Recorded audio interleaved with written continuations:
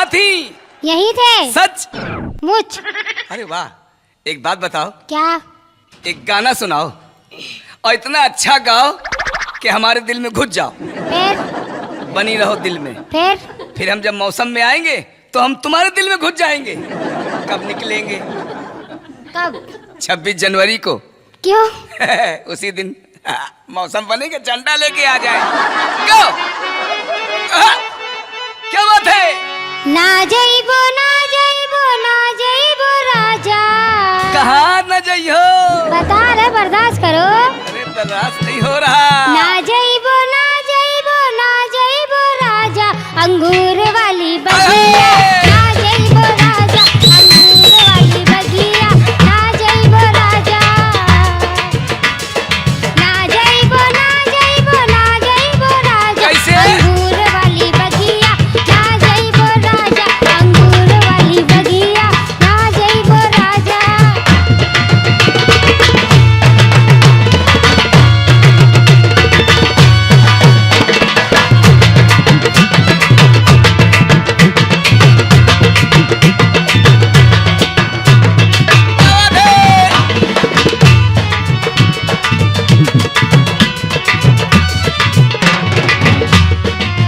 और क्या? वही बगिया में ससुर जी का पहरा। आए? बगिया में ससुर जी पहुँच वही गए? बगिया में ससुर जी का पहरा। मैं बार बार बगिया ना जाइबो राजा। मैं बार बार बगिया ना जाइबो राजा। अंगूर वाली बगिया ना जाइबो राजा।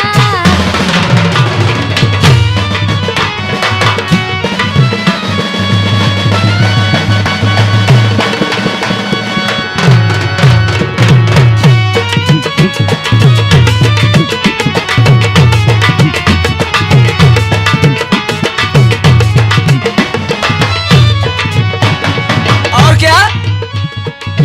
वही बगिया में जेठा जी का पहरा। वहू पहुँच गए वही? बहुत अच्छे। वही बगिया में जेठा जी का पहरा। मैं बार बार क्या बार बार? बगिया ना जाइबो राजा। मैं बार बार बगिया ना जाइबो राजा। अंगूर वाली बगिया ना जाइबो राजा।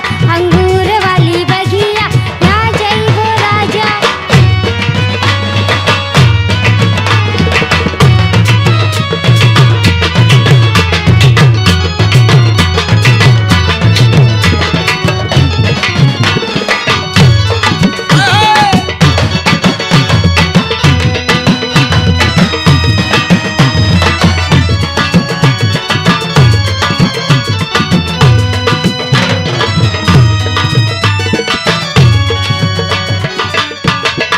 क्या बात है?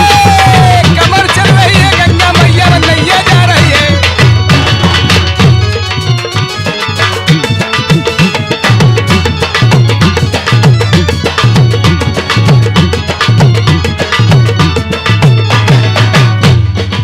और क्या? वही बगिया में देवर जी का पहरा। कहूँ आई गए?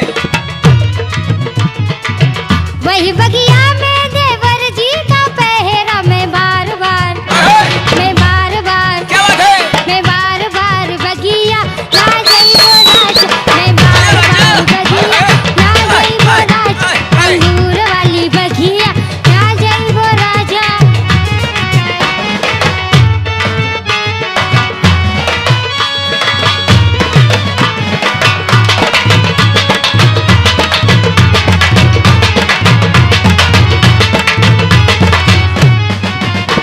अंगूर वाली बगिया। ए, हाँ, ये क्या कर रहे हो? ये मालूम क्या कर रहे हैं? क्या? ये मालूम नहीं है तुमको? नहीं। ये गंगा मैया में नैया जा रही है। किसकी? अरे तुम्हारी लहर लहर मार रही है। और क्या?